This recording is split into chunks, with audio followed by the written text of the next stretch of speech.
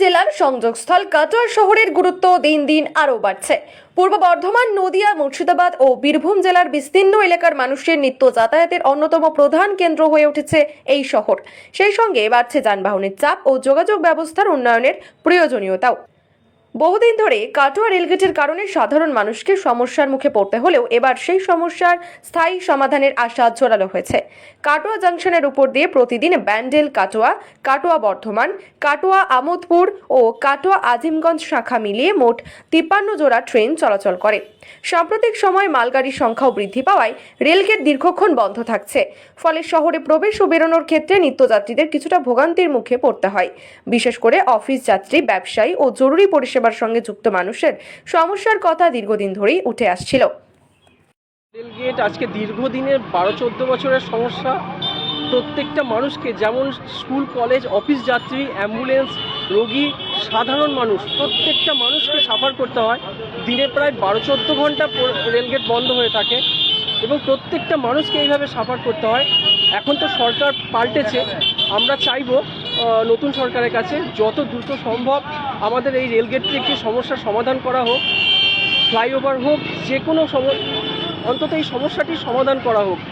এটা আমরা নতুন সরকারের কাছে আবেদন রাখবো, যাতে আমরা সাধারণ মানুষকে এই সমস্যার থেকে সমাধান পেতে পারি। এইটুকুই।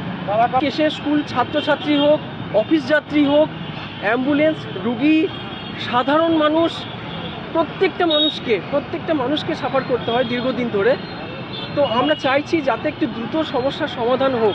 নতুন সরকারের কাছে আমরা আবেদন রাখছি সাধারণ মানুষ হয়ে। সে কী বলবো, 5 মিনিটের কাজ হলো, তাকে অন্তত 10 থেকে 15 মিনিট এই রেলগেটে আটকে থাকতে হয় তার এই একটা সামান্য কাজের জন্য। এবং আমাকেও হয়, প্রত্যেকটা সাধারণ মানুষকে এইভাবে ভুগতে হয়, এইটুকুই বলতে পারি। তবে এবার শহরবাসীর বহুদিনের স্বপ্ন পূরণের পথে বড়সড় অগ্রগতি হতে চলেছে বলে আশাবাদী স্থানীয়রা। কাটোয়ার বিধায়ক কৃষ্ণ ঘোষ জানিয়েছেন, খুব শীঘ্রই কাটোয়া রেলওয়ে ওভারব্রিজ নির্মাণের কাজ শুরু হতে পারে। আগামী 6 তারিখে রেলমন্ত্রীর সঙ্গে গুরুত্বপূর্ণ বৈঠকের কথাও তিনি জানিয়েছেন। বিধায়ক কৃষ্ণ ঘোষ বলেন, কাটোয়ার মানুষকে আমরা কথা দিয়েছি, শুধু প্রতিশ্রুতি নয়, উন্নয়নের কাজ বাস্তবায়ন করাই আমাদের লক্ষ্য। কাটোয়ায় রেল ব্রিজ অবশ্যই হবে। কেন হবে না? সংকল্পের মধ্যে রেখেছি, কাটোয়াকে মানুষকে বলেছি, হবে না কেন? না হওয়ার জন্য তো বলিনি। আমরা সেই 30 বছরের মতো ভাওতা প্রতিশ্রুতি দিই না। কাটোয়া রেল ব্রিজ হবে মানে হবে। চলছে, আগামী 6 তারিখে রেলমন্ত্রীর সঙ্গে বৈঠক আছে, তারপরে বলবো আপনাকে, খুব শীঘ্রই কাজ শুরু হবে। বর্তমানে কাটোয়ায় দ্রুত শহরায়ন হচ্ছে। নতুন আবাসন, শপিং মল ও বিভিন্ন আধুনিক পরিকাঠামো গড়ে উঠছে। ঐতিহাসিক ও ধর্মীয় গুরুত্ব সম্পন্ন এই শহরে প্রতিদিন মানুষের আনাগোনাও বাড়ছে। তাই রেলওয়ে ওভারব্রিজ নির্মাণ হলে শুধু যানজট কমবে না, শহরের যোগাযোগ ব্যবস্থা আর আধুনিক ও গতিশীল হয়ে উঠবে বলে মনে করছেন সাধারণ মানুষ। বহুদিনের অপেক্ষার পর এবার কাটোয়ার উন্নয়নের নতুন অধ্যায় শুরু হওয়ার আশায় বুক বাঁধছেন শহরবাসী।